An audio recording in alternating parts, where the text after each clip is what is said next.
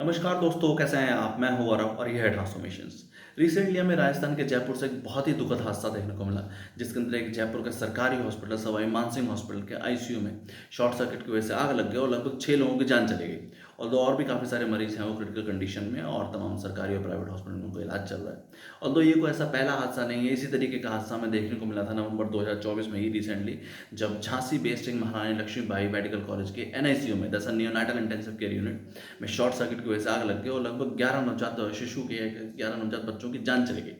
अब एनआईसीयू होता है नियोनाटल इंटेंसिव केयर यूनिट, जिसके अंदर जो बच्चे होते हैं, कई बार प्री मैच्योर अगर पैदा हो जाते हैं 7वें महीने में, 8वें महीने में या 9वें महीने में पैदा होने के बाद अगर कोई उनको इशू है, सांस लेने में समस्या है या और तमाम पेडियाट्रिक बेस्ड कोई ऐसा इशू है, तो उनका इलाज एनआईसीयू में चलता है। एक तरीके से इंटेंसिव केयर यूनिट होती है और उसके बाद प्रॉपर इलाज हो जाने के बाद उनका डिस्चार्ज होता है। बट इस तरीके का शॉर्ट सर्किट के हादसा होने की वजह से 11 बच्चों की जान चली गई।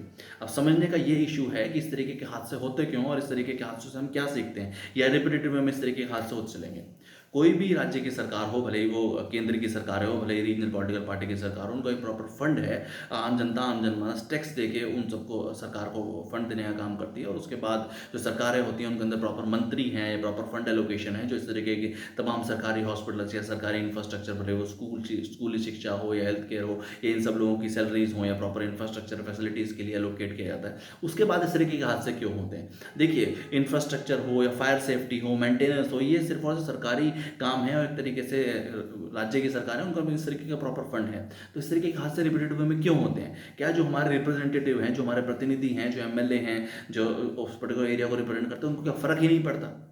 या इस तरीके के हादसे होते रहेंगे, आम जनता, आम जनमानस की जान की कोई वैल्यू ही नहीं है। इसलिए मैंने शुरुआत से ही अपने इस प्लेटफॉर्म की शुरुआत से ही कहा है कि जब तक हम समाज के पढ़े लिखे वर्ग या एक तरीके से समाज के पढ़े लिखे युवा या इंटेलेक्चुअल लोग जब तक पॉलिटिकल सिस्टम का हिस्सा नहीं बनेंगे, तब तक इस तरीके के हादसे होते ही रहेंगे और सिर्फ 2 4 5 7 10 दिन बाद लोग भूल जाएंगे। जिनकी जान जाती है, जिनके घर परिवार से किसी की इस तरीके से दुखद मौत होती है, सिर्फ और सिर्फ उनको याद रहता है और किसी को कोई फर्क ही नहीं पड़ता।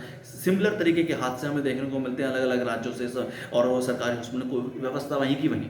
इस समय है इन सब चीज़ों को इम्प्रूव करने का। जय हिंद, जय भारत।